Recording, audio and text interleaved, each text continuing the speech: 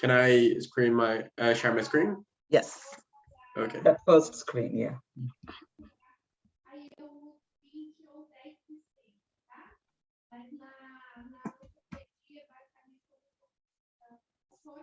Hello. Hi, Lucy. Hi, Lucy. Hi, Anna. Thank you, really guys. excited. I see Marty. Hi, Marty. Hi, Wesley. So happy to see friends, yeah. Good. Oi, tudo bem? Tudo bem. Tudo bem. Okay, we will wait a few minutes to let folks in, and we will begin shortly. Hi, Ashley. Thank you for coming. That's awesome. Okay. Good evening, everyone, and welcome. Before we begin our program, I want to let you know that this program will be offered in English. However, if you would like to hear the program in Portuguese, click the interpretation icon on your Zoom controls and then click Portuguese. If you only want to hear Portuguese, click Mute Original Audio. And I believe our next slide gives you a wonderful picture of this. So click Interpretation and then click Portuguese. And if you want to only hear Portuguese, select Mute Original Audio. My name is Dr. Jan Thomas, and I am Director of the International Education Center here at Brookdale Community College. I am delighted to welcome you to our panel presentation that is being offered by students at Brookdale and Bukidoyas.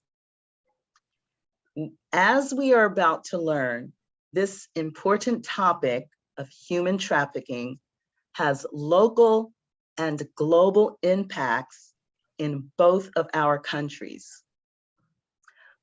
From November 15 to 19, we are participating in the global celebration of International Education Week. Here we give special attention to the importance and the benefits of international educational exchange.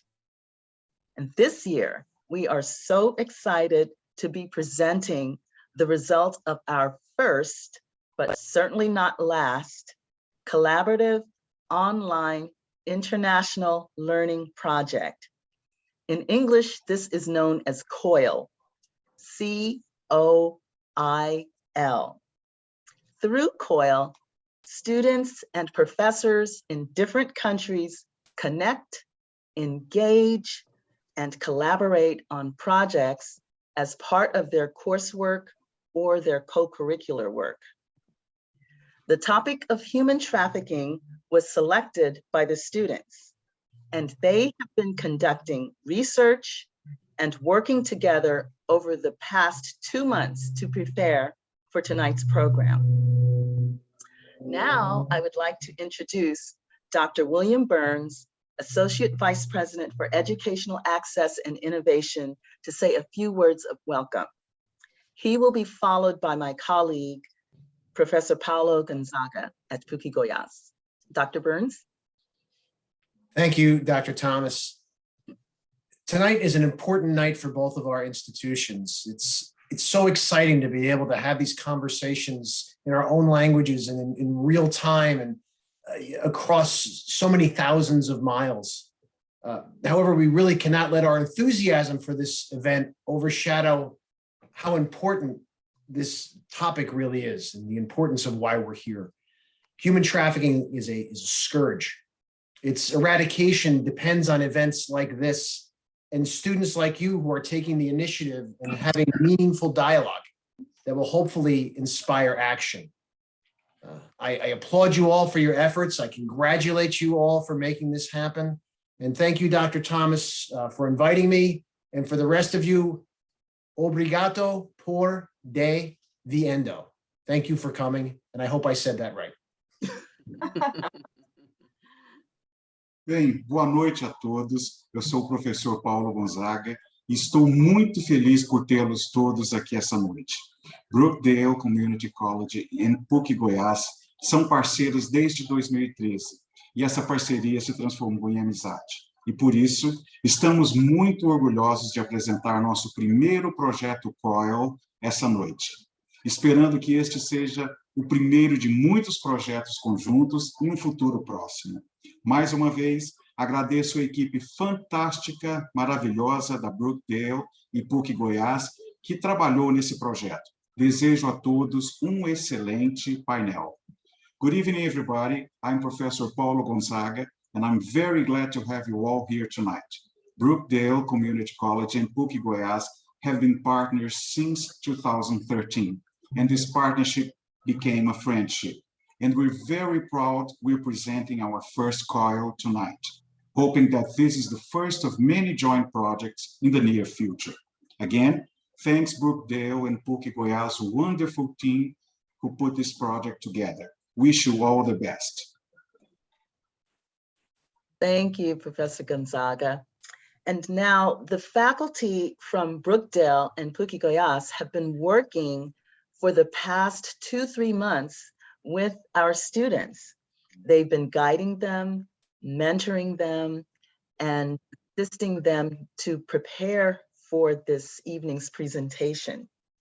Our faculty will be serving as facilitators of the guided panel discussion and also facilitating the question and answer period that follows the presentation.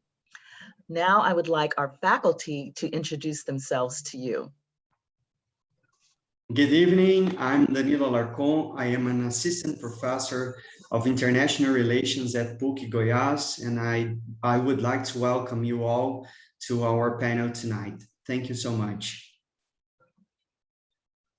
I'm Rajkumari Wesley, professor of psychology at Brookdale, and I also serve as the coordinator for the Global Citizenship Distinction Program. And I want to welcome everyone who's attending the session tonight. It means a lot to every one of us who are on the panel. Thank you so much. Good evening and welcome to you all. I am Professor Ivan Vieira, Assistant Professor of History here at PUC Goiás. It is my pleasure to be here tonight with the colleagues from both PUC Goiás and Brookdale Community College, as well as our students who have been working very, very hard in the last couple months. It is a great opportunity that I would like to thank Dr. Janice Thomas and Professor Paulo Gonzaga for letting us all be part of it. So I hope we have a great experience tonight. Thank you. So in case you wanted to know where is, I am missing our stars. I'm getting ahead of myself, excuse me. So our wonderful students, just to give a quick introduction to them, we have from Brookdale, Belinda, who is a nursing and creative writing major, a double major here at the college. We have Taifan, who is a political science major at Brookdale.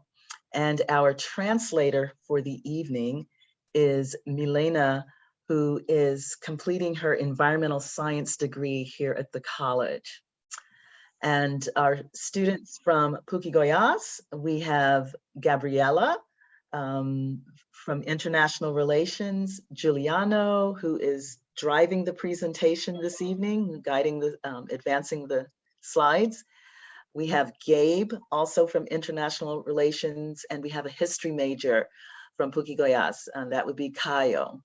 So these students are the stars of this evening. So I'm so delighted that to hear from them and delighted for you to hear from them. And one other person to recognize is our tech support, our technical support is provided by the Teaching and Learning Center here at Brookdale, and we're happy to have Frank McGarren on standby in case anything happens with the technology. So now, in case you wanted to know, where is Brookdale or where is Bukidoyas? Brookdale, we're located on the East Coast of the United States in New Jersey, and we are located in the central part of the state along the coast. We are just an hour and a half from New York and also from Philadelphia. It's a great location. We are a top-ranked community college in the United States. In fact, we are in the top 3% of community colleges in the US. We offer 80 associate degrees and certificate programs that lead to careers or to transfer for students to complete their bachelor's degree here in New Jersey, around the US, and even in other countries. And Professor Paulo, would you like to say a few words about Bukidoyas? Yes, thanks, Dr. Thomas. Bukidoyas is located in the capital city of the state of Goiás, Goiânia, the heart of the country. Goiânia is located only 128 miles from the country's capital, Brasilia, a 2-hour and a 50-minute drive. Also, Goiânia is among the cities with the best quality of life index in the country, and with the largest green area per inhabitant. Bukidoyas was the first higher education institution in Brazil Midwest region, founded in October of 1959, and today it offers 44 regular undergraduate programs, 25 distant undergraduate programs, 11 master's, and 3 PhD programs to about 15,000 students under an academic structure made up of 5 schools. Dr. Thomas? Okay, so before we begin our presentation, I would like to remind everyone again, I know that we have folks who are still joining the presentation. So we would like to remind you that this presentation is presented in English, but if you would like to hear Portuguese, click the interpretation icon at the bottom of your computer screen and select Portuguese as your language. If you only want to hear Portuguese, you can select mute original audio. And I think we have the next slide will show you how to do that. So again, select interpretation, choose Portuguese as your language. And if you don't want to hear the English at all, select mute original audio.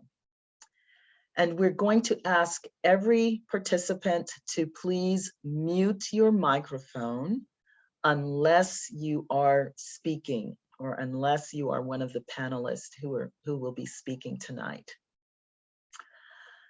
I think we are ready to begin. So Professor Danilo, would you like to ask the first question? Sure. Thank you so much for the introduction, Professor Thomas. So now we are going to present the results of the research our students have made these past months. First of all, there seems to be some doubts about what exactly is human trafficking. How can we define this social issue? Good evening, I am Gabriela from Bukidoyas. So we could say that the human trafficking is the trade of humans for the purpose of forced labor, sexual slavery, or commercial sexual exploitation for the trafficker or others. Good evening, everyone. I'm Belinda from Brookdale. So basically, human trafficking is a form of modern day slavery where humans are sold to be exploited. Over to you, Professor Raj. Muted, okay. Thank you, Belinda. Once again, on behalf of Global Citizenship Distinction Program at Brookdale and the International Center and all of Brookdale, we welcome everyone on this evening's program.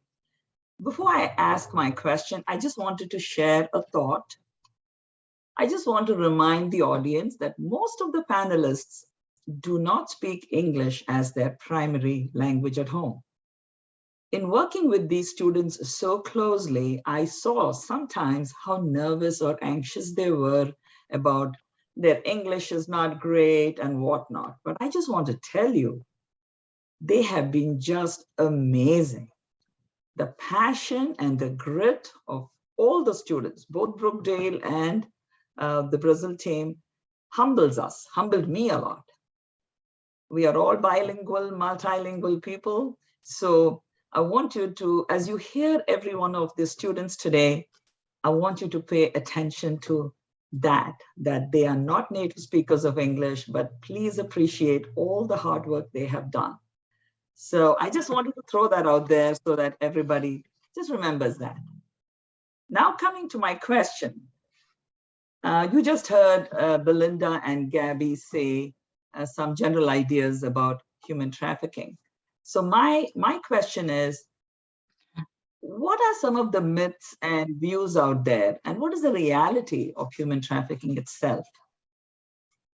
So you guys can take it from there, yeah. Okay, so now talking about the myth. The first one, it only involves sex trafficking. So the truth is, it occurs in every industry, including the agricultural industry, home cleaning services, even massage and beauty parlors. It does not occur in first world country. It occurs in every country. It also occurs here in the United States, in big cities, in small towns, and even in Monmouth County. It involves only females. All genders are involved. It's not only involving females. Human trafficking and human smuggling are the same. They are completely different. In human smuggling, it involves illegally moving people across international borders, whereas human trafficking is exploiting people illegally. With human smuggling, the victims always give their consent to being smuggled across borders, whereas with human trafficking, victims don't usually give their consent to being exploited. If their consent is given, their consent is usually rendered useless because the information their perpetrator gives them is always false. And the last one, victims may try to seek help when in public. Unfortunately, fear and language barrier keeps victims from speaking out whenever they are in public. Video, please.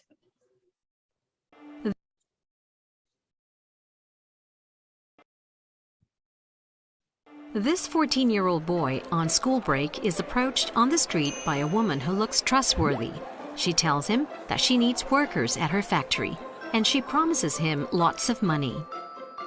He brings her to meet his parents. They are so happy for him. He'll now be able to save money for school. The woman drives him to the next town. They pull up to an old building.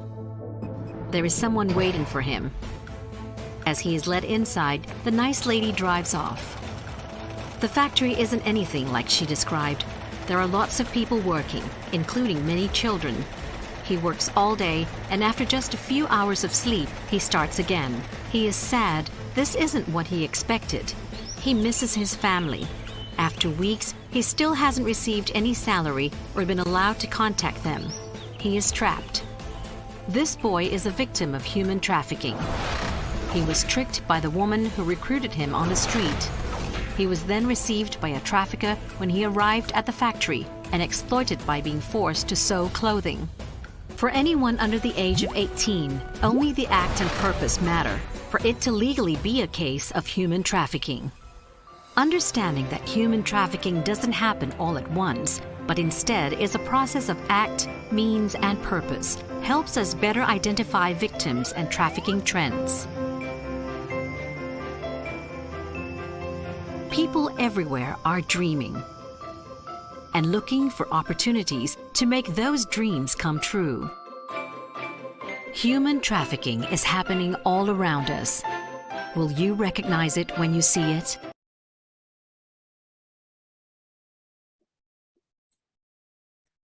Thank you, Belinda and Gabriela.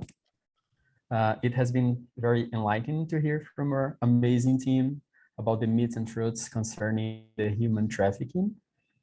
We now know that it doesn't affect only women, nor does it only happen in underdeveloped countries.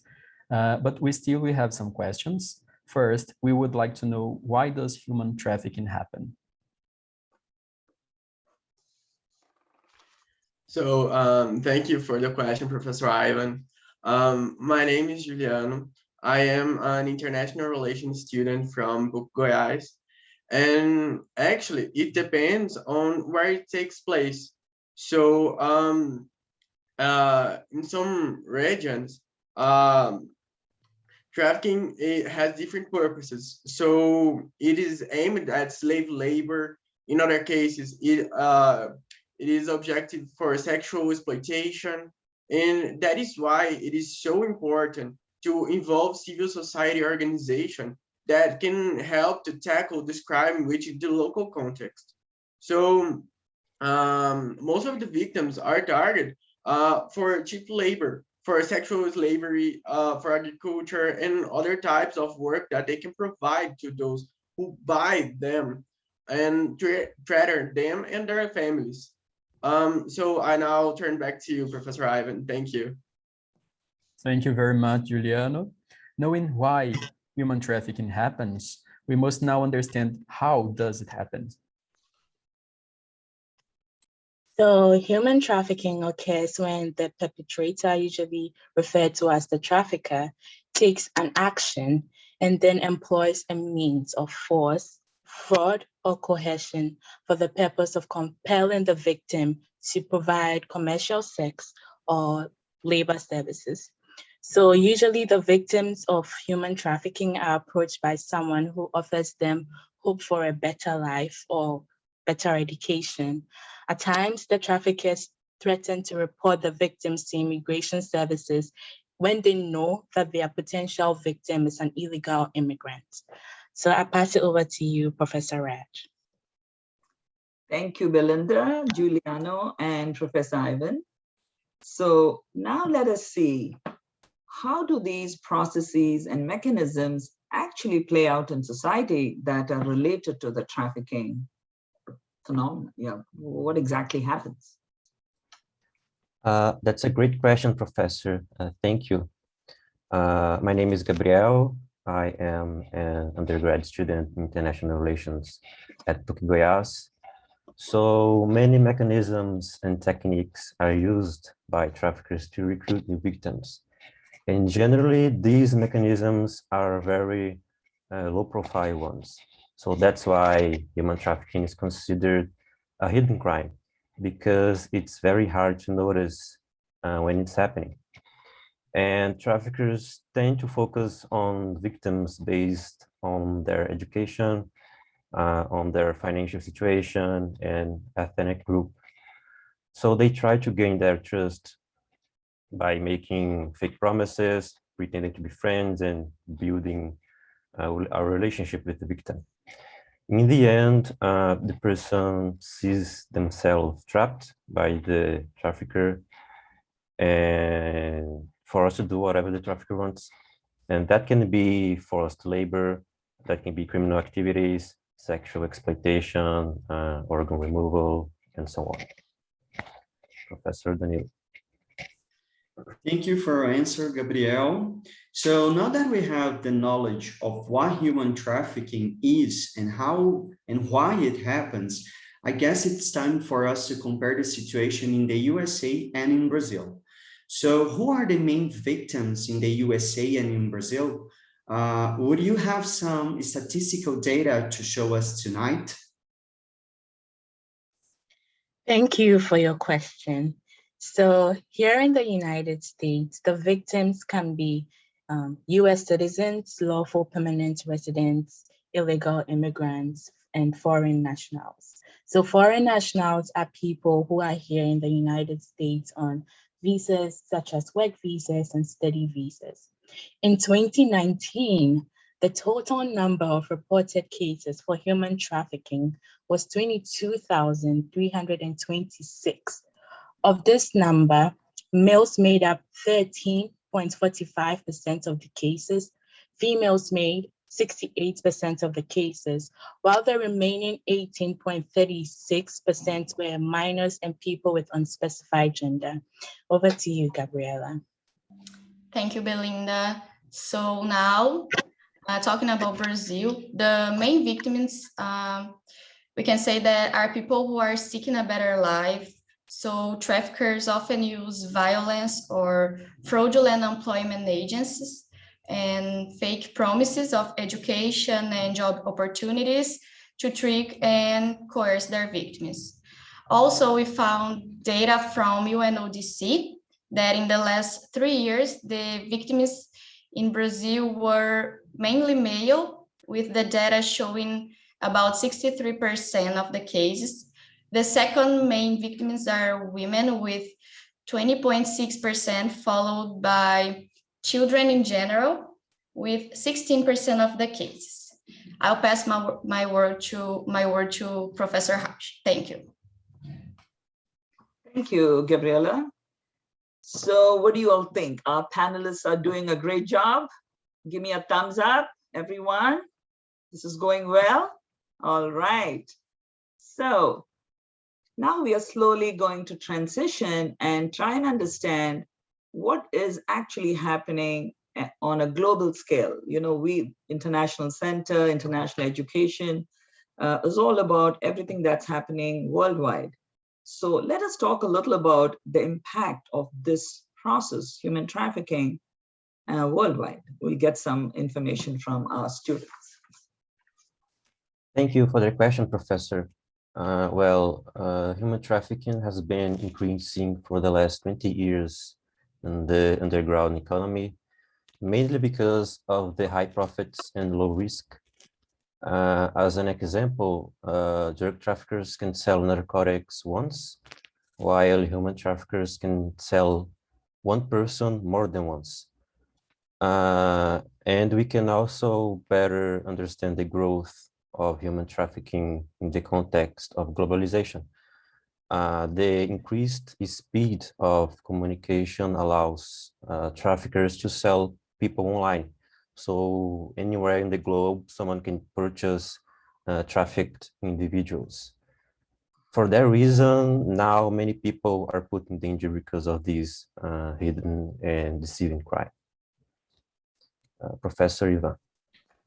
Thank you, Gabriel. We heard a good explanation on how human trafficking impacts our societies in a global scale, but how does the problem impact both our countries and respective states? Thank you, Professor Yvonne. Hi, everyone. My name is Taifa Lorange, and I am a student at Brookdale Community College.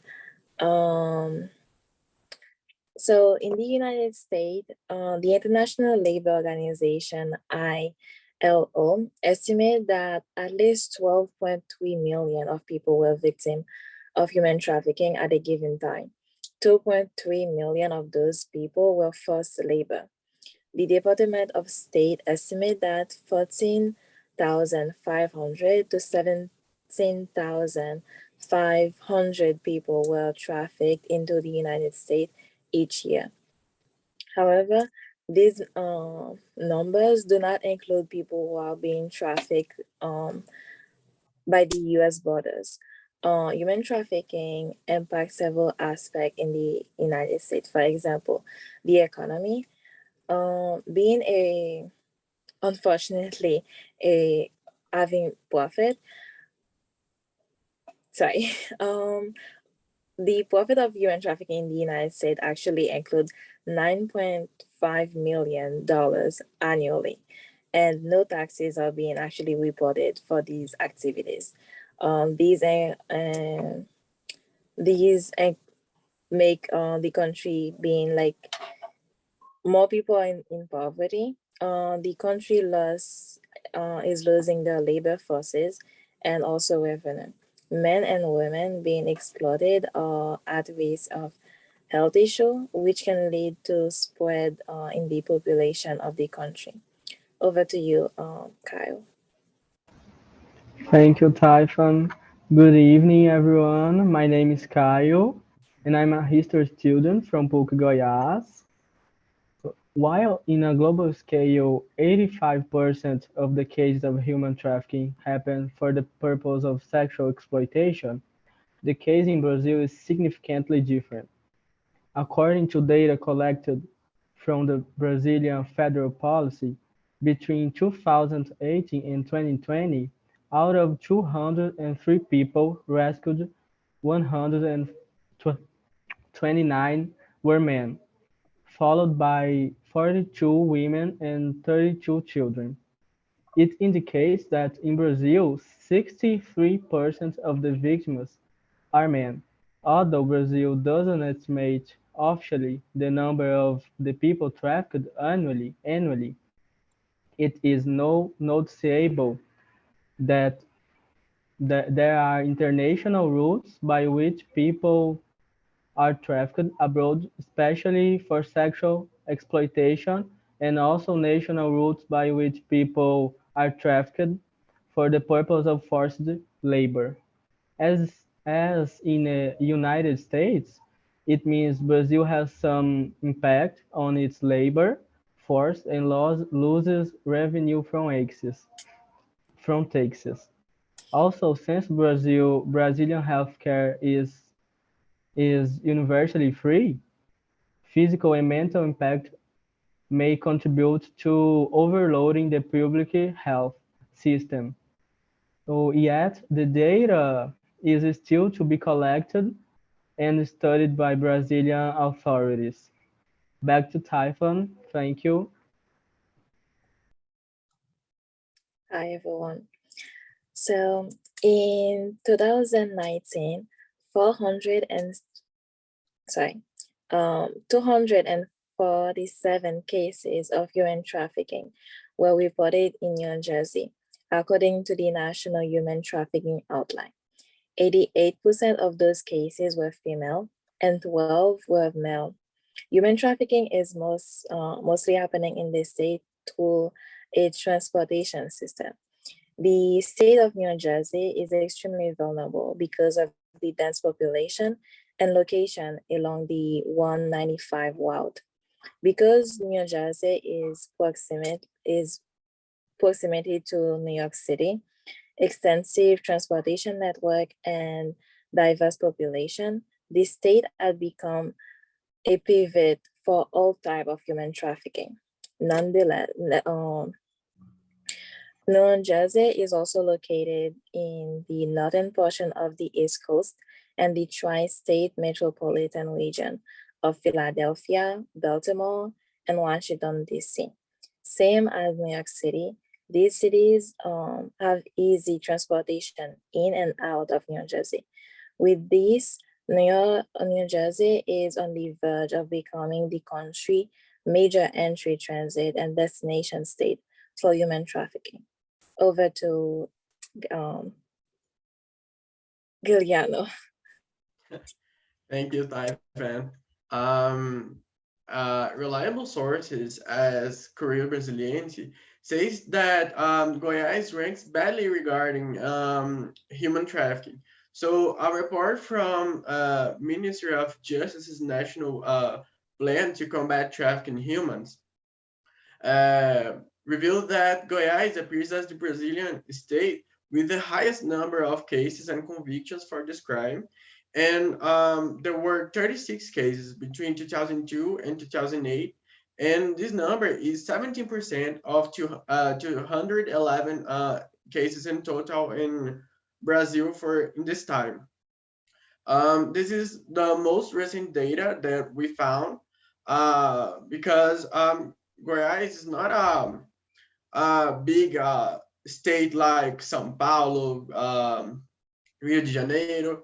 So according to studies carried out by the World Labor Organization, 79% of the victims in Goiás are destined to prostitution, trading organs, and slavery, make them work in cattle raising, sewing, agriculture, and construction in general. So to comment about it, agriculture in Goiás has a great importance in the national economic scenario, since it meat and grains production boosts the state's export. So the state of Goiás is one of the largest tomato, corn, and soybean producers in Brazil.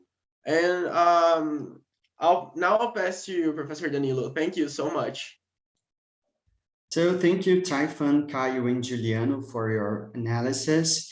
Indeed, when we are talking about human trafficking, we are talking about a crime. So it's difficult to have data on that, and you've done a great job. So now that we know the situation in the USA and Brazil, New Jersey and Goiás in particular, what are some of the measures that we have in place to fight the social problem? Thank you, Professor Danilo. So in the United States, many laws have been established against human trafficking. Some of them include the Intelligence Reform and Terrorism Prevention Act of 2004, the Trafficking Victim Protection Act of 2000, the National Defense Authorization Act of 2013, and the Trafficking Victim Protection Reauthorization Act of 2008. All of these are legislative efforts to increase government involvement in the prevention of human trafficking by working with business owners and political figures to find solutions. I now pass it to Cal. Thank you, Typhon. To expand awareness, prevent and fight human trafficking, Brazil has created the National Secretariat of Justice, the Special Secretariat of Women's Policies, and the Special Secretariat of Human Rights.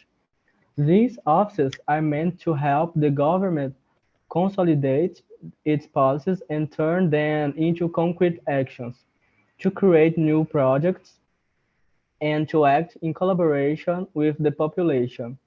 In 2013, Brazil joined the Blue Heart Campaign in close collaboration with the United Nations Office on Drugs and Crime. And Blue Heart is a global awareness initiative to fight human trafficking. I now pass it over to Professor Ivan. Thank you. Thank you so much, Caio. Typhon and Caio have provided us so great information. Now, last but not least, let us hear what is your roles as young college and university students to help eradicate this social issue. Thank you, Professor Ivan. Our role as college and university students is to be informed. Although when we are in college, we mostly focus on specific area of study. However, human trafficking being a global issue should be everybody's concern. We ought to raise awareness of the issue with our peers, stay informed. If possible, we can volunteer to our local organization, dedicate to eradicate human trafficking. Also create fundraising event in our school to help organization and victim of this unspeakable tragedy. Many of us right now could be a target of human trafficking, but if we're knowledgeable about the problem, perhaps if we'll be more careful in the future when a too good to be true job is being offered to us. To you, Gabriela. Just adding Thais' contribution, I think our main role as students is to create awareness about the matter.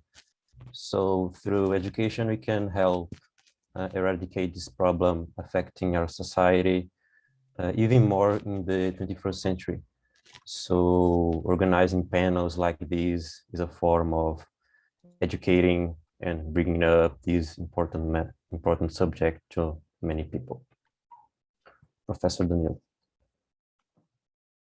Thank you, Gabriel, and thank you, Typhon.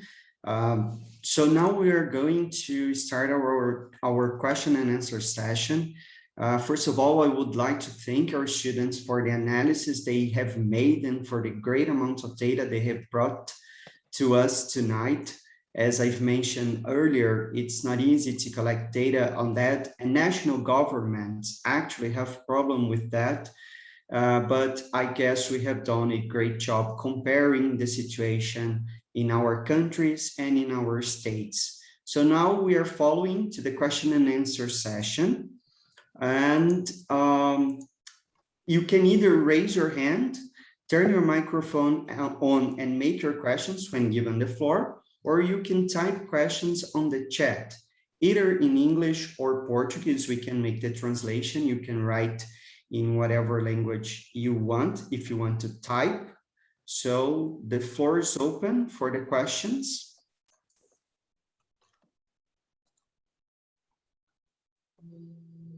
Ariadne, if you'd like to unmute yourself, you can ask a question. Yeah, Ariadne Nascimento, you're raising your hand. Go ahead, you have the floor. Yeah, I actually have a question. Okay, so I don't know if it was if you guys touched on this during this presentation today, but I just wanted to know where are victims of human traffic usually found? Is there like a specific place where we can find them, and how can we notice, like, you know, these victims? Is there a way for us to notice them so that we can prevent this type of things from happening? Thank you for your answer, Ariadne. Who would like to start answering from our students, the researchers? I would like to go first. Go ahead. So victims of human trafficking are all around us. They are not in a secluded town or in a designated area where it's only victims. If it was like that, it would have been more easier to find them, because every day they are going in that same place, someone will notice. But they blend so well with us that it's difficult to determine if someone is a victim of human trafficking. So how to identify a person all comes down to us, people that are not victims of human trafficking. We have to know like the key signs, like, so people that are victims of human trafficking tend to not have their own freedom. They tend to appear malnourished. They tend to be shy or not speak up. And they anytime you're speaking to them, it seems like they have a rehearsed script. Like, where are you from? I'm from Monmouth County, New Jersey. It's not natural. So these are tiny signals, but if you notice this in someone, that's how you can tell that this person is a victim of human trafficking. And we have to be very vigilant, because you never know who you meet in a store that's actually a victim of human trafficking. So these are like very tiny giveaways to know that this person is a victim. They are all around us. Over to you, Ty. Thank you. Thank you, Belinda. Actually, I forgot the name of the person who asked the question, but that was a really beautiful answer, going back to Belinda. But to add on to what she said, I just wanted to also mention that there was actually like many organizations in the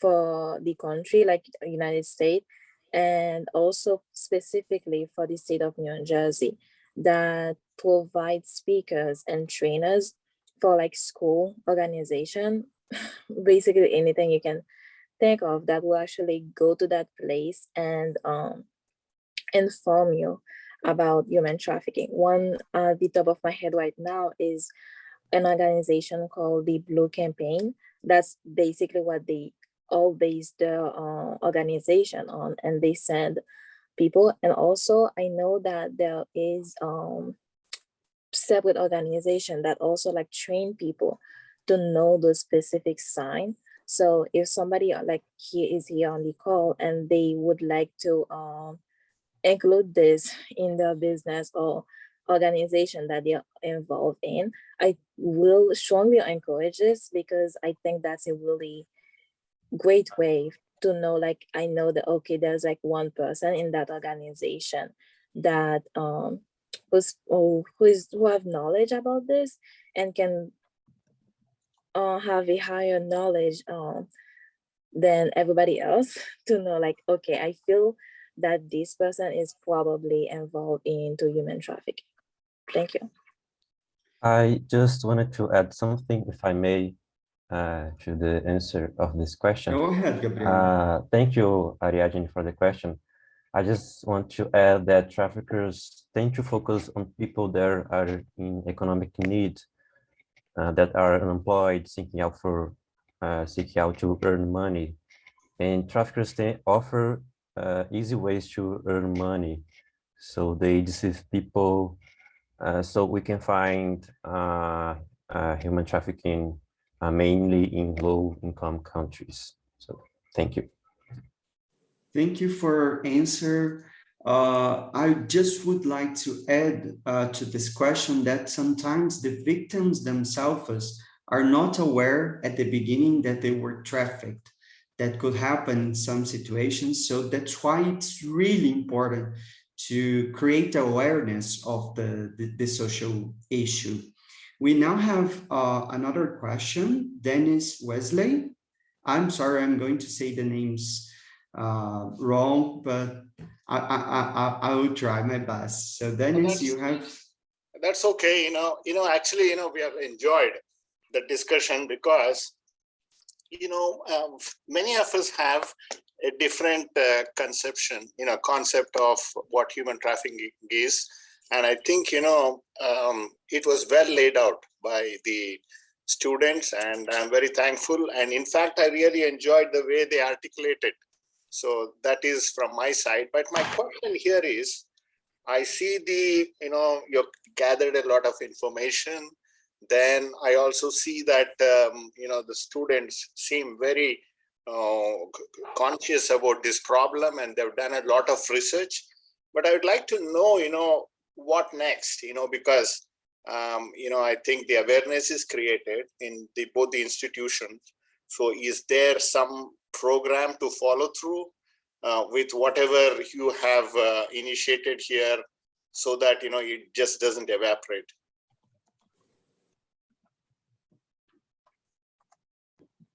That's an amazing question. So any of the students or professors would like to address that? Okay. Go ahead, Belinda, go ahead. Okay, so what next? That's a very good question. We all didn't want it to end here. We didn't want it to be a 9-day wonder, human trafficking project, and we are done. So currently, it's our hope for this, for us in New Jersey, Brookdale. We are looking to partner with other community colleges in Monmouth County to try and raise awareness, to try and find one person at least in each school that might be a representative to start something in their school. And with us, I think we found out that January is Human Trafficking Awareness Month. So it's our hope that we would do something again in January. So that's for our side.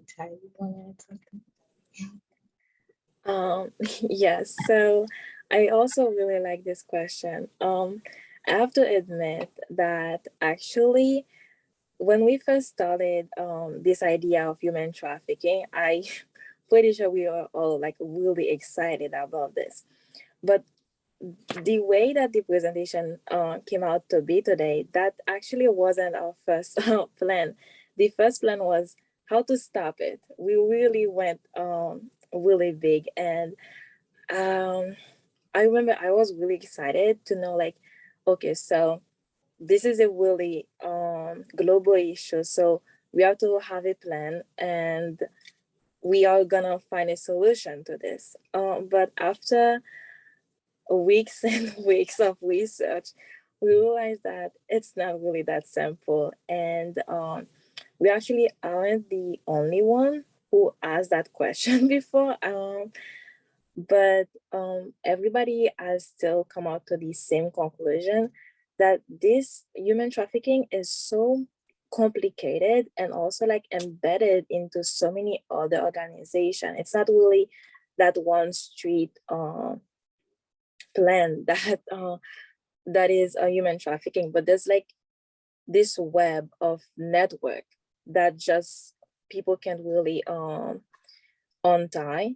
So as of now, I think the best solution that people can find and way to decrease those numbers is through awareness, the same way that Belinda said, because the more we are aware of what's happening, we can say like, okay, and also I feel the traffickers themselves are going to be intimidated because they're gonna say, oh my, like people in that region know so much about what's happening, then they will know that what they can actually go with those people in that region because the community will then realize what's happening and involve the authorities. So this is our plan for now. Thank you. So what does the institutions have? You know, the plan of the institutions. Of course, the students. I heard the students, but is there anything the schools can add so that they can take it forward?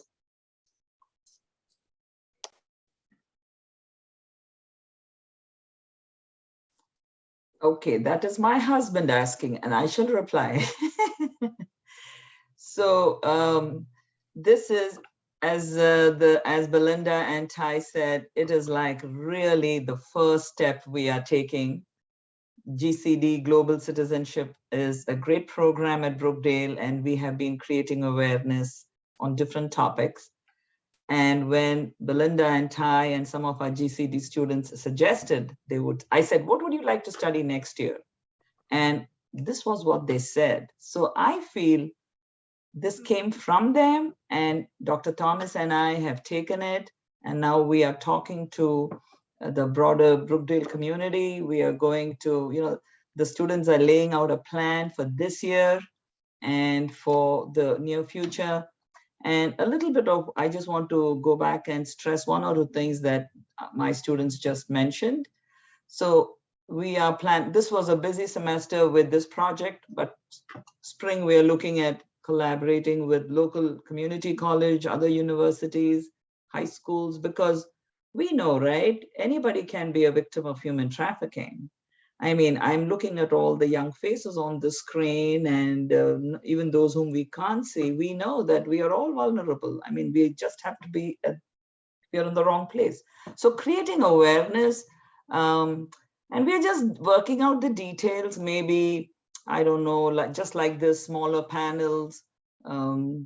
We haven't yet laid it all out for, it's a work in progress. So after we take a few more questions, we would love for the audience on this panel, on this call, to give us some ideas. Type it in the chat. And thank you, Dennis, for asking a great question. You got us started. And I'm sure we're going to continue this conversation after 8 p.m. Can you see that?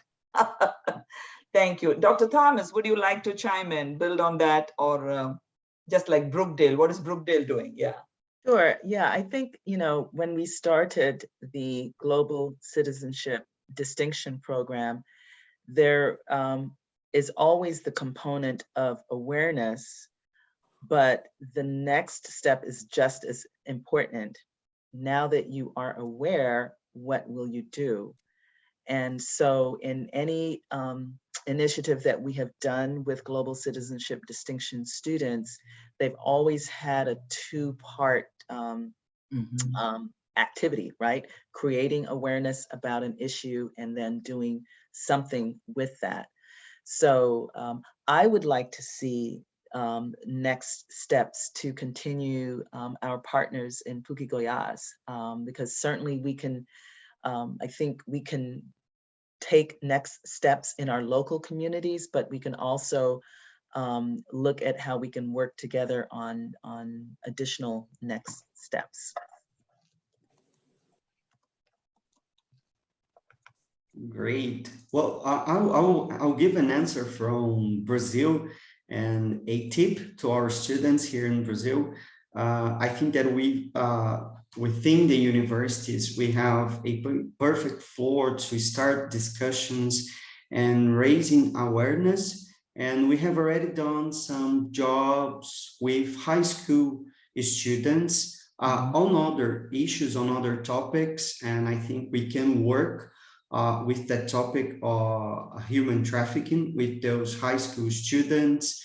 In international relations, our students usually do moons, which are models of the United Nations, so they could do something about that. I know that Gabriel is part of the group that is preparing the moons here at Bukidoyas. So creating materials, posting them on Instagram. I think that those are small ideas that, yes, I guess that we now have the knowledge, the concepts to go ahead with this work. That was a very interesting provocation. Thank you so much. Oh, now we have another question. Danilo, Ivan? Yeah, go ahead, Ivan, sorry. I would like to add that indeed it was a very great question. And we have also a human rights program. The students can get involved and work towards the issue of human trafficking through the human rights program. It would be a very good objective action as well. Thank you, Ivan.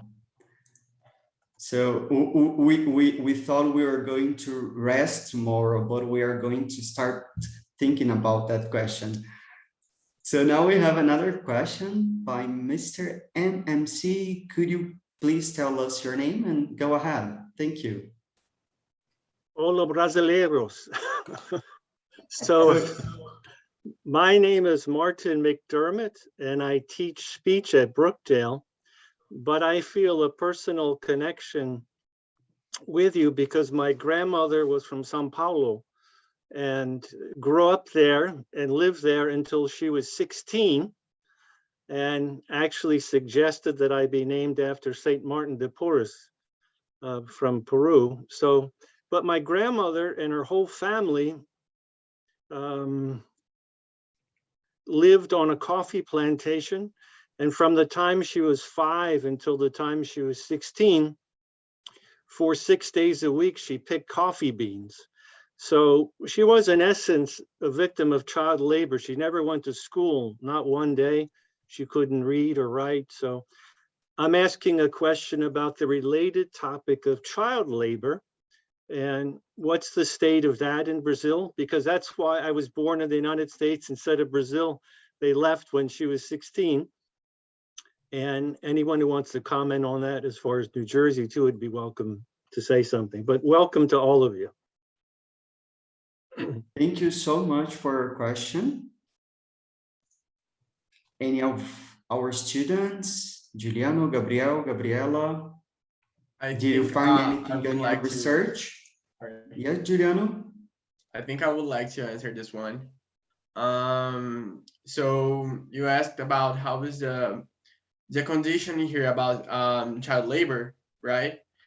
So in here, our society is kind of how can I say, you need to do that to deserve that, you know.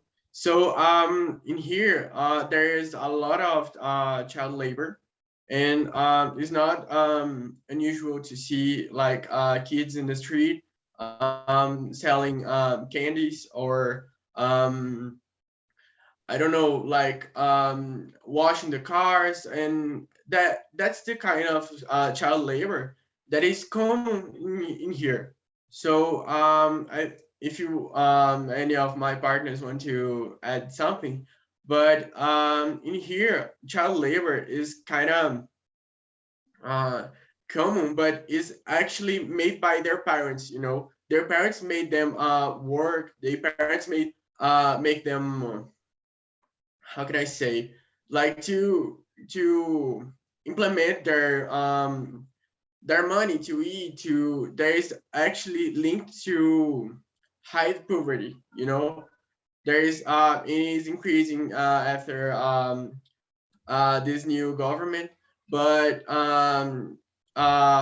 it's not uncommon to see like children selling candies in the streets or in the subways. And yeah, I think that's it. Sorry, I get a little nervous talking, but yeah, go ahead, Ty. Thanks. Just Sorry. relax. You're doing Hello. good. To build up on what you said, because I am originally from Haiti, and I think growing up, I didn't really think much of it, but now thinking back, I think myself too. Although I didn't experience it, but I did saw children like being on the child labor forces, but like you said, it is also from being from a poverty, like a poor country, because the idea for like the parents is that they have those children and they will be able to go and work and also provide for the family, because they themselves don't make enough, or maybe they are in a situation where they can't work. So the children have to be able to provide and also help. There is a proverb that people usually say, which is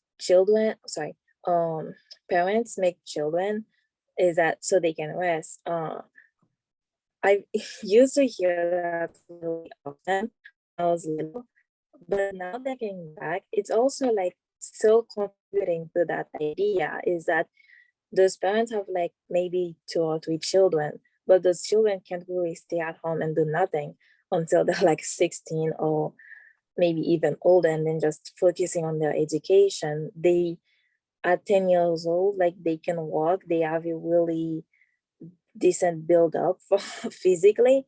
So they have to be able to provide for the family, because, and also at the same time, if they don't, those family are just going to be in hunger. Like they don't have anything to eat for that day. And although I don't really know the exact number in my head, but I going on out here and say that they're probably surviving for like $2 US per day. That really can't give you enough to eat and also like provide for yourself. So I'm guessing that's why although I'm not really familiar with Brazil, but I'm guessing that's why those children are pushed in that area. Muito obrigado. Thank you so much for the question and the answers. Yeah, the situation is pretty much related to social inequalities and to social vulnerabilities. The situation here in Brazil is pretty much complicated by these huge social inequalities that we have here. And I guess that in all Latin American societies, you were telling about your grandma, and it's pretty much the story of my own grandma here. So except she didn't leave Brazil. So it's really touching to hear other stories and to see that we are talking about people.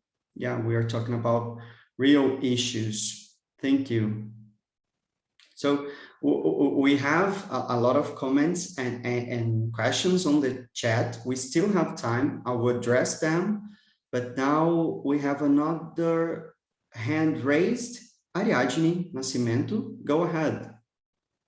Yeah, it's me again. Okay, so first of all, I would like to appreciate all of you guys for putting this event together. I am really amazed by all of you, and I'm really happy to be here because, you know, I am also from Brazil, São Paulo, so I'm beyond proud of all of you guys.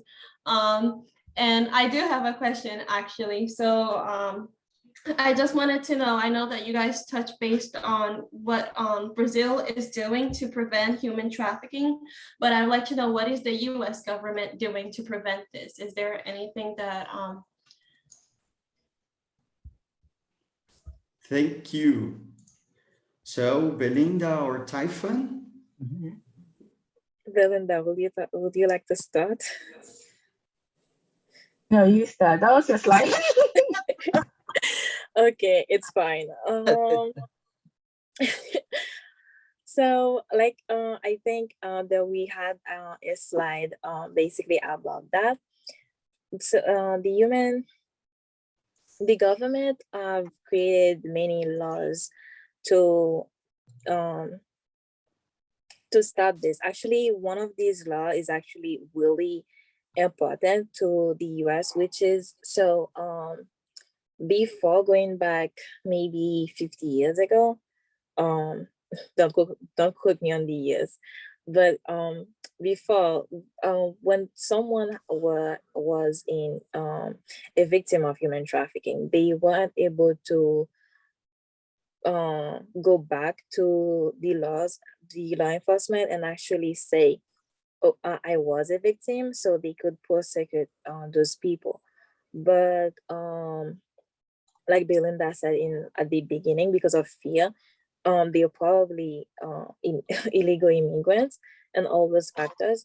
So the US government actually realized that, and they put in place a different law, which make it that even if you are in your, I would say 50s, and you are a victim of human trafficking in your 28 or even younger years, you can still go back to the law enforcement and actually tell your story, which I think is really important and also helpful to those victims, because they are still in fear. And actually, a lot of organizations still today have that issue where like a victim have that courage to actually left if they even have the possibility to, and they go to some place where they can find help, but then they're still like afraid to go to the authorities for help. So that is still an issue. And New Jersey specifically have also put in place laws to help with those victims.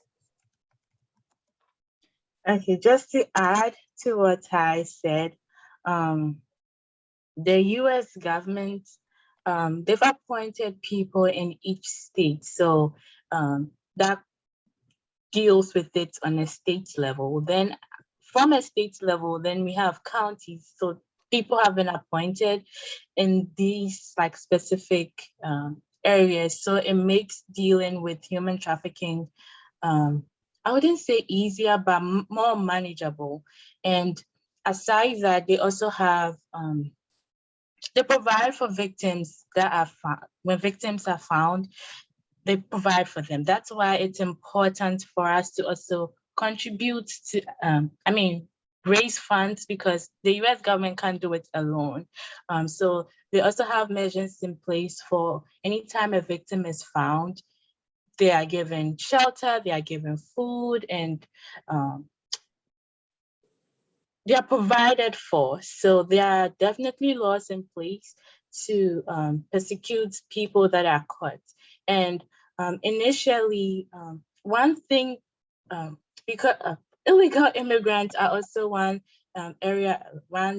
group of people that are more susceptible to being victims of human trafficking. And most of them believe and feel that if they come out, they are going to be deported, but there are actually laws that protect them, and people do not know.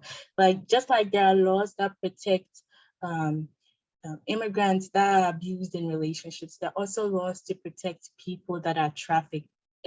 Also, if someone is smuggled into the country and they become victims of human trafficking, there are still laws to protect them. So it's all about knowing the laws. If you don't know, you're never going to receive help should you ever be in that situation. I just wanted to pitch in for a second to answer that same thing. Actually, Frank, I don't know if you're on the call, Frank, our TLC, he had sent me some information and I was hoping he could share that with you all. Frank, you want to discuss that with the group, which you told me that I think is very pertinent to what people are asking, what the US government is doing. I think the question was raised in one of our work sessions about how the pandemic had affected human trafficking. I found an article. I'll share the screen briefly if I may I pull down the screen that's currently up? Thank you. I'll only be a minute. And we see the hands, Roman Paz. I don't know if Dennis has it up again. We'll come back to all of you. We'll just finish this little thing. Yeah. That's not it. Hold on.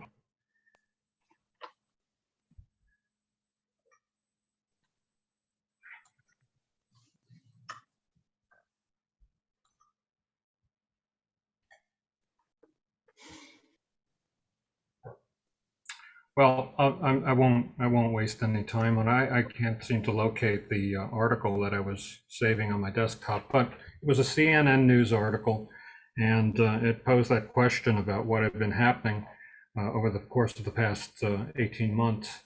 And human trafficking, according to the article from the State Department, Washington had gone up during that period of time, and the cause was mainly that many countries who had some amount of wherewithal and resources to deal with human trafficking were no longer able to deal with that. They had to prioritize everything else around how to deal with the COVID virus.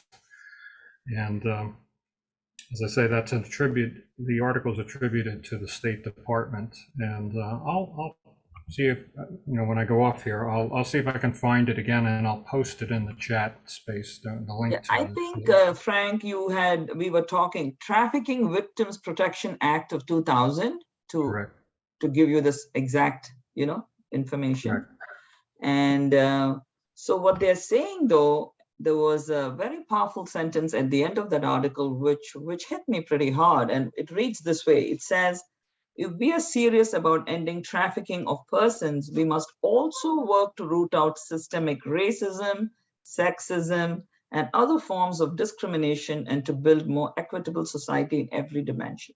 So it's not just poverty that seem to be the sole, maybe it's the biggest group, but then there are all these other things that are invisible sometimes or not in every society.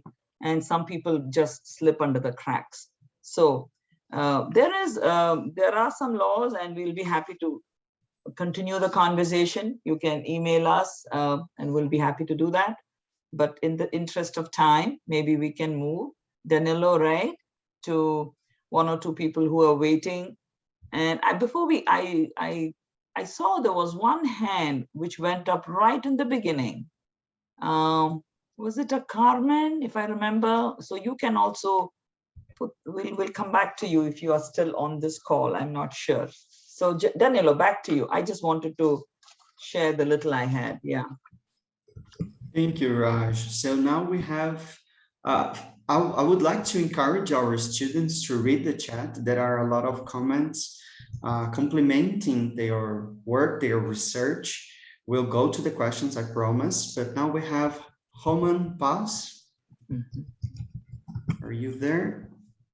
Could you tell us your name and ask your question? Yeah, hello, my name is Roman.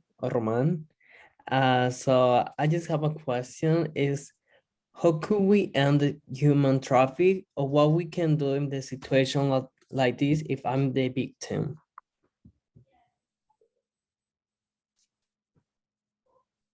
Thank you. Maybe I can ask the question about if we are the victim in the case in Brazil. So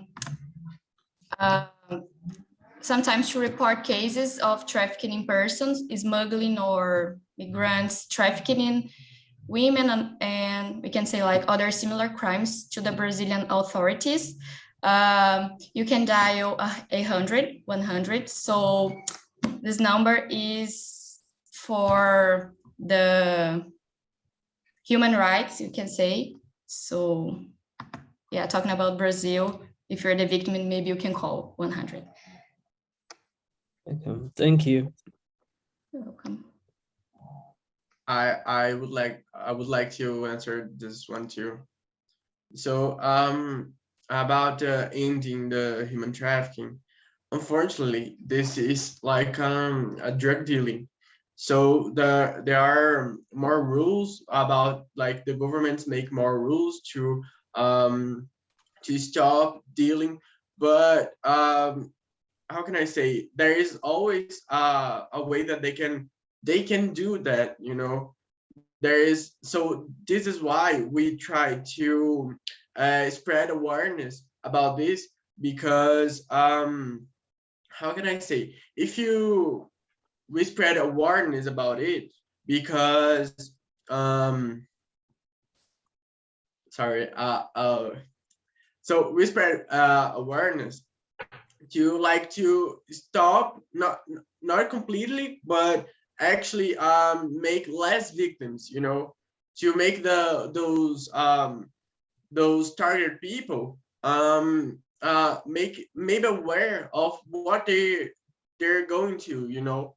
So kids do not like accept candy in the street or get in the stranger cars. So it's like to spread awareness. This is how we can fight with this social issue. And I think that's it. I hope you got my idea. Thank you. Yeah, thank you very much. I'd like to add something. I'm going also to answer the first question on the chat. I find this question about ending human trafficking very interesting. I'd say that because human trafficking involves not only public security, but also involves economic development, because if the governments create jobs, fight poverty, and invest on creating opportunities, we eventually will fight human trafficking by protecting people. So because as I said, traffickers focus on people that are in economic need. So if we invest on that, we are going to fight human trafficking. I don't think we can end completely human trafficking. I think that back then we had slavery, and now we have forced labor. So slavery just evolved to forced labor. So I don't think we can completely end human trafficking. Thank you. I would just like to add to Roman's question on if you're a victim. So through our research, the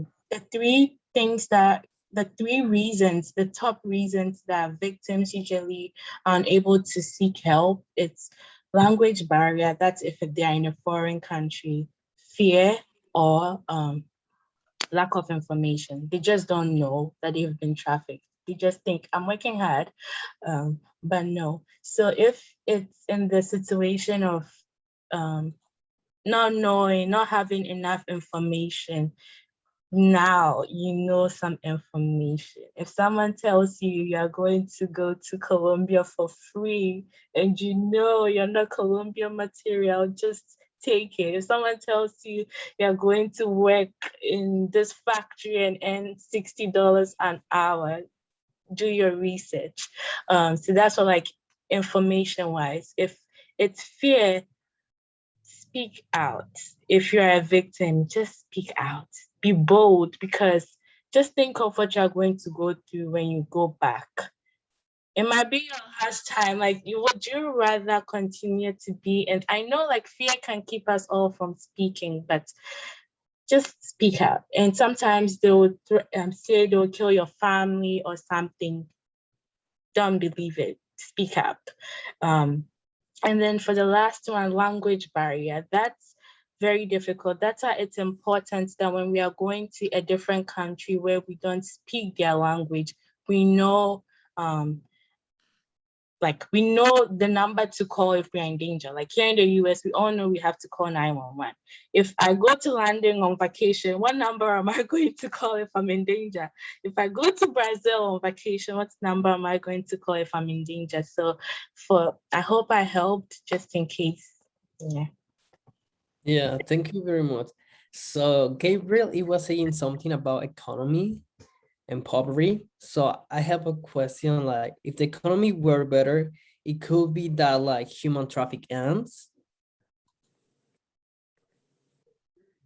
If I got your question right, I think no country is like perfect in terms of economy. So maybe I don't know if we are in a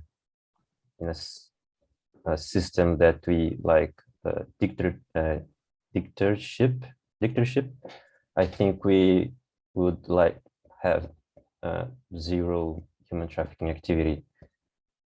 But like I said, we are not a perfect world, and no country has a perfect economy. So I don't think that we're gonna end human trafficking completely, even if you try to make if you try to make a country with a perfect economy. I hope I answered your question. Yeah, thank you very much. Thank you. Thank you so much for the answer.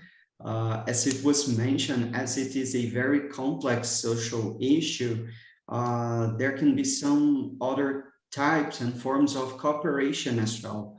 So most countries, there is one international convention on fighting human trafficking, and it asks states to cooperate bilaterally, especially the federal police of Brazil, for instance, cooperates a lot with Spain, Italy, Paraguay, Israel, Turkey, which are countries where Brazilians are usually trafficked to.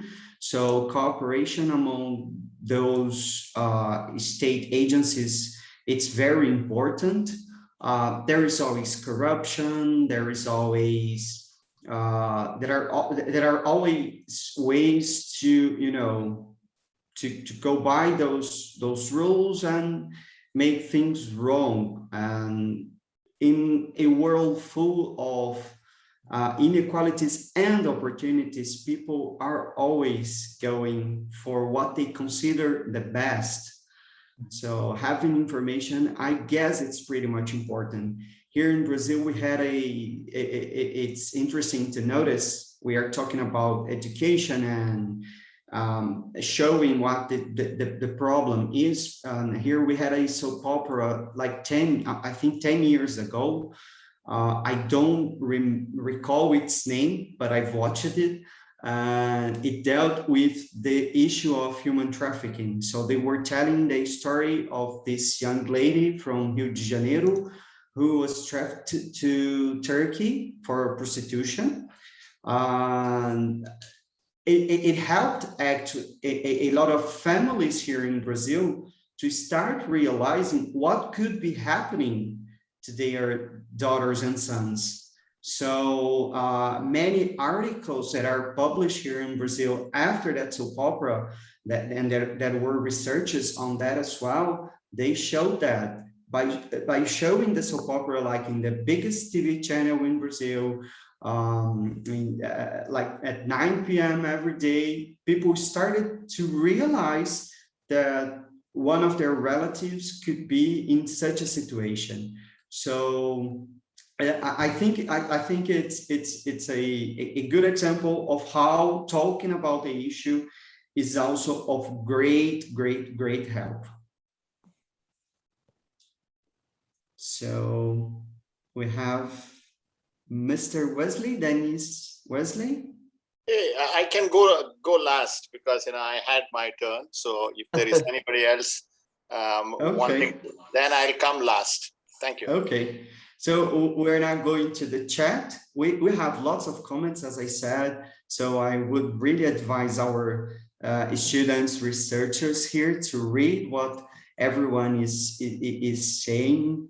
So Danny has said that the students are very articulate and confident. Thank you very much. Ariadne, amazing presentation. Professor Paulo, Professor Raj, Ivan. We have a question from Walter Rodrigues Jr. He asked the question in Portuguese, and I'm going to translate it. I guess we addressed a little bit of that with our previous questions, but our students feel free to comment on that. He asked, and I am translating now from Portuguese, how can governments fight human trafficking since it brings a lot of money? And I guess that you mean here both a lot of money to the groups that are doing human trafficking, to the individuals related to that, and corruption as well. So if one of the students want to comment, I'm going to read a little bit more from the chat and then we can go to the answers because it's already 9:30. Josiane Alvarez, this is such a wonderful and powerful collaboration and effort. Thank you so much for watching us tonight. Mia Lee and Michael Lee, thanks all for raising awareness on a very invisible topic. Thank you for the detailed and enthusiastic presentation. Thank you for watching us. We have a comment by, just a second, I think it's important for us to read it. As I said, we have lots of comments here. It's really good for us. It's really nice to see that we are all engaged on this conversation.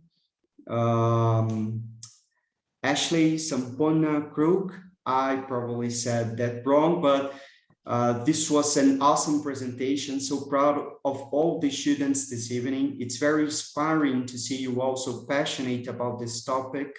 This is certainly one of the reasons why I love my job so much.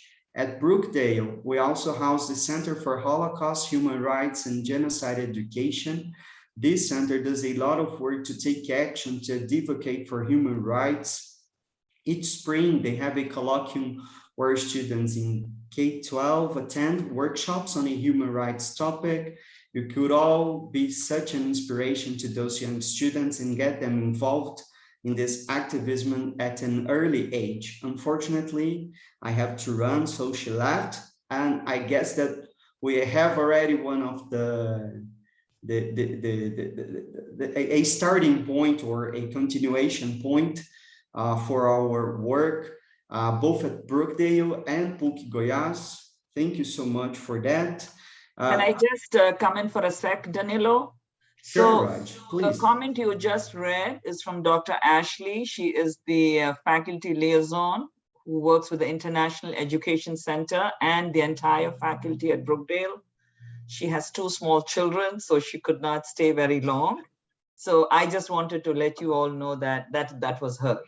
Thank you. Amazing. And I think I can speak for Bukidoyas that we are ready to keep our cooperative work. It's online. We hope we can meet each other personally, but so far so good. We have other questions, I think.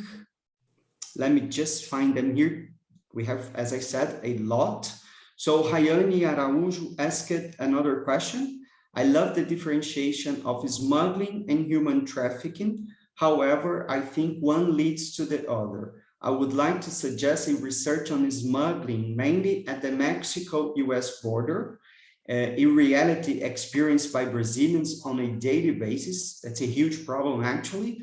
I guess that we are all acquainted with stories of smuggling on the US-Mexico border. So far, can we address those 2 questions? One about how can governments fight if one of the students could address that like very quickly, and the other about if we can stress the difference between smuggling and trafficking. And yes, there is a liaison between those concepts. So anyone? Taifa, go ahead. Thank you. I would like to answer the question about how can government stop it.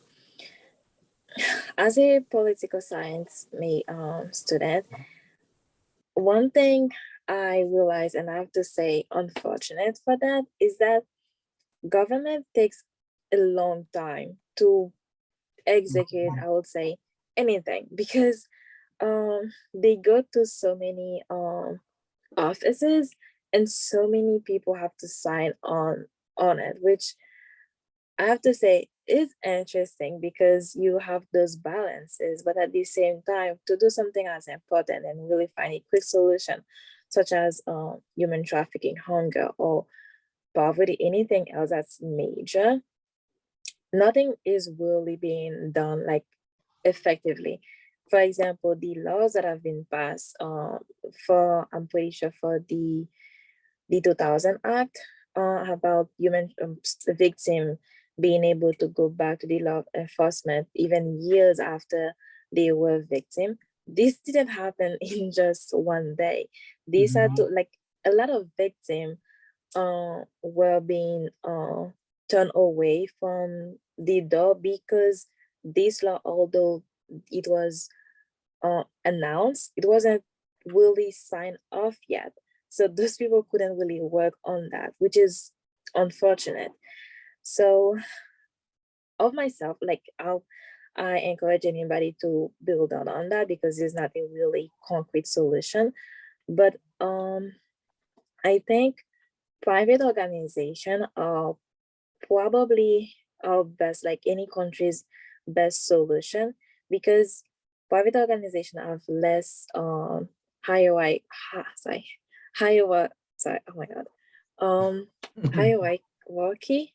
Sorry about that. So they can basically make something happen faster. For example, I mentioned the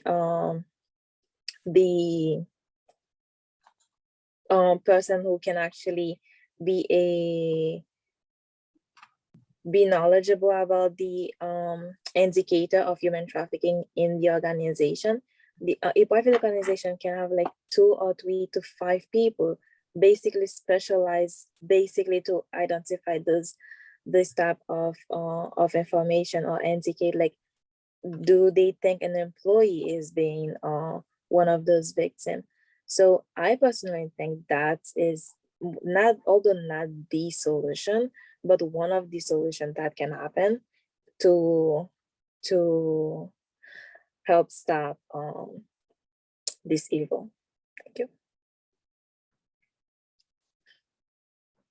I like your response, Ty. Thank you. Just want to make the differentiation between human smuggling and human trafficking.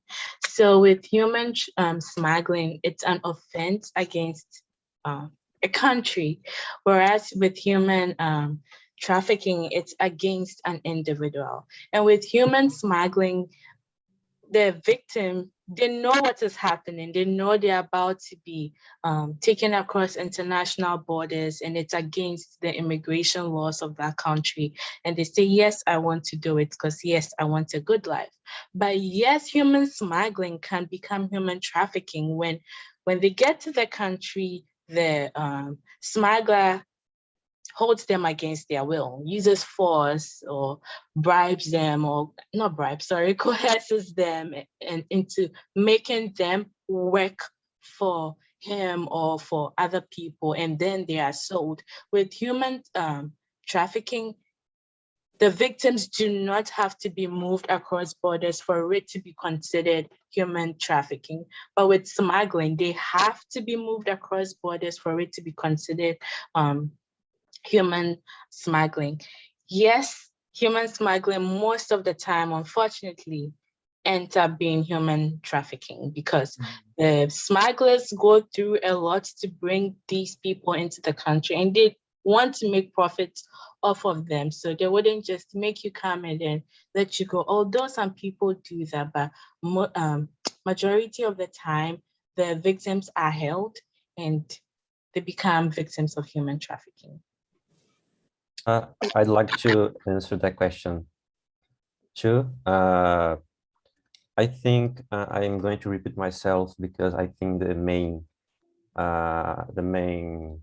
things that we can do to fight human trafficking is investing in jobs, investing in to fight poverty, because the COVID, the pandemic worsened the economy everywhere.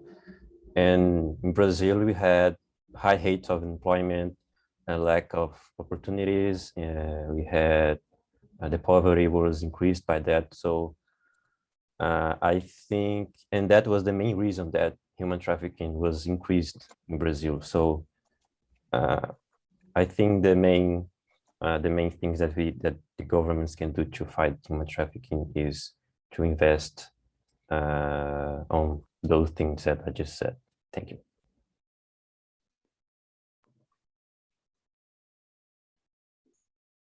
Can I go, Danilo? Sure. Go ahead, Professor Raj. Okay. I just wanted to say that the government policies and all those things are fine, but the educational system of every country has a lot to do. So as soon, in subtle ways, when children can understand, we tell our children, don't talk to strangers, right? We tell our kids, all of us tell our kids. But how does that then, that may be only in, I don't know, we are not thinking it happens only in civilized societies, educated societies. It happens everywhere. But I think we have to bring it back to grassroots, like we are hearing a lot today, education, community work, children must in, I don't know, camps, at homes, families, just create this, just like we do everything else. So that, like our young students are saying today, they are alert, their antenna goes up. Like, we remember when we were young people, when I was a teenager, how I would be very careful when I was out there. My teachers would say, my parents would say, and we are all vulnerable. Women are more vulnerable. So that has stayed with most of us all our lives. And now that we are adults, we are professionals in different fields, we have a responsibility. We have to guide our young people. And I just want to throw one anecdotal, so I teach psychology at Brookdale, and one of the big chapters I teach in all my classes, moral development, the development of how do you know this is right versus wrong, right? So we teach in that model something called post-conventional morality. What that means is, if you see something that is wrong, even by social norms, you must have the courage to speak up. And we know there are many amongst us who can do that. There are people everywhere who are young and they are so bold, so strong. How did they become like that? So all of us can be those people, but sometimes it happens in a classroom. It happens in a family. It happens in peer group, in the church, wherever people meet. So policy and government are all fine, but I think it happens just at very base, these examples. So how do you then teach, how do I teach my daughter that when you see something wrong, speak up? And we have to just try so many different ways to do this. And I'm sure many of us try that in our own lives. I travel a lot international. As you know, I'm from India. I have seen things happening in airports, in many settings, in the bathrooms. And I have often reported what I saw or what I think is going to happen to someone, an official at the airport. So those are simple examples. You go to an international airport, you're waiting, you go to the bathroom and you suspect something is going. So you have to be vigilant, not just for yourself, but also for other people. So I just wanted to share that. that family, education, that is very important. Otherwise, like Taifan and Belinda and all the Brazil students shared, policies are all top down. Sometimes they never get to where they have to go. So thank you for listening to me. Thank you. I would like to actually thank you, thank you, Professor Wesley. This actually is really well said, because it goes along with something I would like to share. So today we talked a lot about smuggling being turning into human trafficking, and also I believe we focused a lot on labor first, which is obviously a type of human trafficking. But going on what you said about moral ethic and things like that, one thing that during our research we came along with, and I have to say I was surprised about that, was that, let's say we have a partner, because I'm not really sure about the age group in today, but I'm assuming like most of us are in school. And if, for example, you find that your partner is basically trying to know like every second of your day, like where you are and what you're located, what you're doing, you should definitely talk to someone, or a friend, or a teacher at the school, if you're not, because I myself, like if you're in a really family who's really strict about those type of relationship, because going on a relationship such as this one also involve human trafficking later on, because although like, yes, you're gonna find someone who's gonna ask you to work, and then you're gonna end up being a victim of human trafficking. But like we said, it doesn't always happen like this. It can actually be a partner, boyfriend, girlfriend, or anything, like maybe a member of the family, because we always have to be careful about those type of relationship, what is being said, the relationship that is being involved. And also I believe is really being advertised in the 21st century, and today is being independent, trying to actually I would say practice that in our everyday life. But then with relationship that we do with other people is important, sure, but also try to analyze those relationships and see what kind of information are being shared, because if you do feel that you're being controlled by someone, then you probably are. And if you go beyond that, it might not be a working back sort of situation. So be careful. Thank you. Thank you, Taifan, for your comment, and I think it's really important, and it's nice to hear that knowledge in one area can raise awareness in other issues, and that we can bring that knowledge to our daily lives as well. So thank you very much for sharing your insight on that. So now we are going back to Dennis Wesley, please. Wow, it was pretty interesting, and I'm just sharing some of the thoughts I was processing in my mind. We heard the students articulate on, defining what exactly is human trafficking, then the legal provisions they discussed, and the different scenario. I mean, in different countries, what is happening in human trafficking. And I thought, I do believe that human exploitation has been there ever since man came on this earth. So, that has been there. And all this is fine. But what I was thinking was, maybe, it just occurred to me that, it would be nice to get different perspectives from different students, like student of business, student of economics, students in the healthcare. So, that would take a step further. That's what I was thinking. I just thought I'll leave this with you.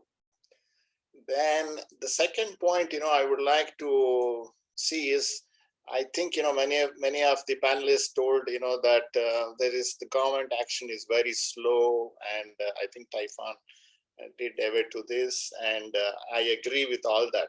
But I do believe that a lot of work is being done in local communities, success stories. There are a lot of them.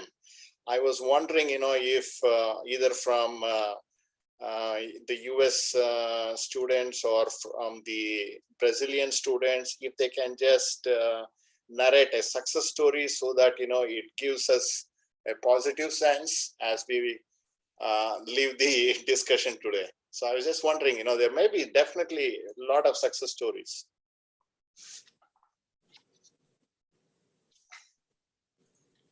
Thank you so much. So, what are our researchers? Anyone? I'm not sure if anybody else have found those information, but I actually, through my research, have come to real life stories of people who have been a victim of human trafficking. I would say, even though somebody didn't really have a name or anything like that, but we can know that those happen because somebody actually had to left the situation and then go to the authorities for the general public to know about this. So that, like, us knowing that it's happening, I would say already is a proof that there are success stories out there, and they might not be a lot, which is unfortunate, but there are success stories, and many people have either themselves left the trafficker, or they have people who have reported same things, so they could be rescued, I would say, from those situation. If the question was to know, like, if we have one person in mind right now, I would say for myself, no. But if there are success stories, yes, the answer is yes, there are. Thank you, Taifa. Anyone else? Raj, you're muted. Yeah. So one thing, I think some of us faculty who are on the call tonight, we interact with our students, right? We teach them content, we guide them. Sometimes we help them with their personal problems, depending on what it is. And I have been teaching for almost 27, 30 years. And there are some stories, Taifan, of just even our own students who were trapped in very unfortunate circumstances, abused to such an extent that it was unthinkable. I would never know they were in my class and going through this. And I'm sure most of us who are professors for a while have seen that. And that speaks to the resilience of that person, the courage to come out and say, this is what someone's doing to me, or it's happening there. Can you go back and rescue someone? So there are many, many such stories, and I don't know how much data we have right now, but it's definitely happening. So we have to be optimistic. And like I said earlier, look out, even when we teach our own classes, I mean, it's not trafficking, we don't know, but sometimes you see a student, young man, young woman, just lost, sitting in your class with expression that is so blank, and you're wondering, oh my God, this guy's only 20 years old, what happened? And then when you try to show you care, sometimes the things you hear are unbelievable. So, but people will, sometimes they find the courage to fight back, sometimes they find somebody else. So I'm sure it's happening, and maybe we'll all look for those kinds of data so that we can use that as a marker, as a comparison when we do these efforts. I just wanted to share that. All right. Thank you, Danilo. Yeah. Thank you so much. Juliana, go ahead. I just want to tell that, sorry, I looked for a movie about this subject. So there is one that I want to, I really like to said that before, but I forgot, but I'll say now. So there is a movie, it calls Priceless. It is 2015 or 2016. It is a movie that talks about human trafficking. It actually shows like how they're targeted, so how they how the victims fall in this spider web. So it is actually a really interesting movie if you, I don't know, take notes about it. It is a really good material if you. You can put it in the chat, maybe, the name of the book or the movie so people can look it up, Giuliano. Sure.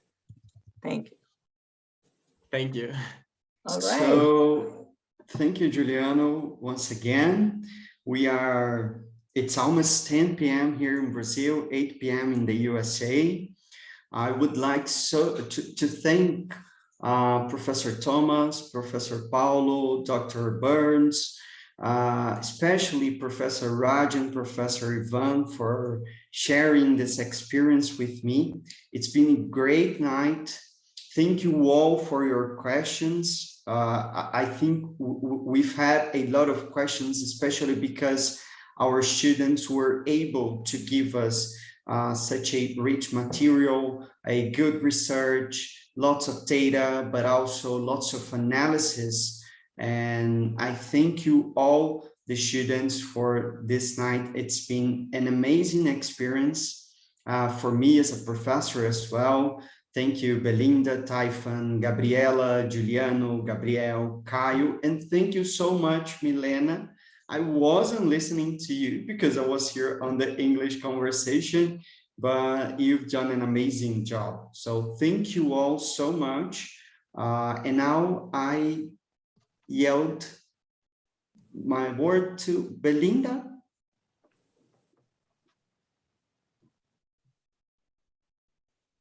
Belinda? Yes, yes. Who's gone to sleep? No, I was just trying to come up. But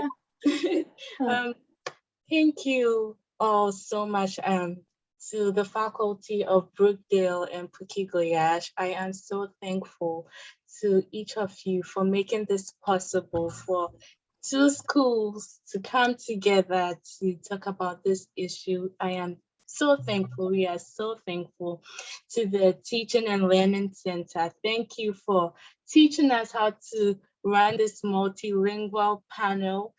I think it's our first and certainly not our last. And we are so happy. We are so thankful for you. We appreciate you a lot.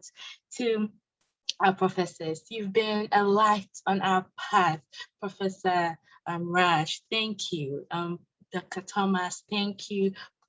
Professor Paulo, Gonzalo. Sorry if I don't mention your names right, but thank you so much, Professor Danilo, Professor Ivan, for meeting with us and running throughout the entire process with us. Thank you to our very own translator, Milena. You came on at the very last minute and you took it upon yourself. You were so patient with us. You translated everything. We really appreciate you. We are so thankful for you. To my fellow panelists, thank you. You've been our backbone. We supported each other, talking on WhatsApp, meeting over Zoom ourselves just to go through everything. I appreciate every single one of you. Thank you, Ty. Thank you, Giuliano. Thank you, Gabi. Thank you, Gabe. Thank you, Kyle. Thank you, everyone. Thank you. Thank you so much. Thank you. I appreciate you all. And to our audience, it's Yes. beyond me. Thank you. You showed up in your numbers, and we are so thankful for you. To our friends in Brazil, it's almost 10 and you are still here. We are so thankful. To the people here in New Jersey, thank you for coming and for supporting us. We appreciate you. Wonderful. That was great, Belinda. And Thank you, Belinda. I just want to say a big thanks to everyone who came to support us tonight. And I think it's love. I see all the good things there. It seems like, okay, this was worth it. It was a great ride for me and Janice working with our Brazilian colleagues. I cannot tell you what that means. It doesn't seem they're in Brazil. It seems they, because we're always doing Zoom with everyone, right? But this was amazing. Danilo, Ivan, Paulo, and the other professors whom we met. Thank you so much. And don't forget Janice. She is our rock star. And Frank, you and your team. Without you guys, we couldn't have done anything. So when she made me in charge of this program, I was very nervous. I'm like, oh my God, how am I going to do this? But it just says everybody in the globe at the end of the day are just the same people. It doesn't matter how we talk, how we look, we connect at a deeper level. And this has been wonderful. Thank you. And maybe Jan likes to have the last word, someone else? Sure. Kudos to everyone. I think what has been said has been stated well and eloquently. I would just like to add an additional thanks to Professor Ivan, who's been doing the translation during our question and answer period. So thank you, Professor Ivan, for jumping in there as well. So we are so thankful to you all. Professor Paulo, we've got to find some money, yes, to get these students together. We will. So anybody, Yes. Keep your ears and eyes out for grants so we can get our students to travel to Brazil and travel to the US to see each other in 3 dimensions. So maybe we can request the panel to wait just like 5 minutes. Just yes. And everyone is welcome to stay. We will wrap up in a few minutes. And thank you again. Thank you, Roseanne. I see you there. Wonderful. Roseanne is our very dear friend, and thank you so much. All right. Thank you.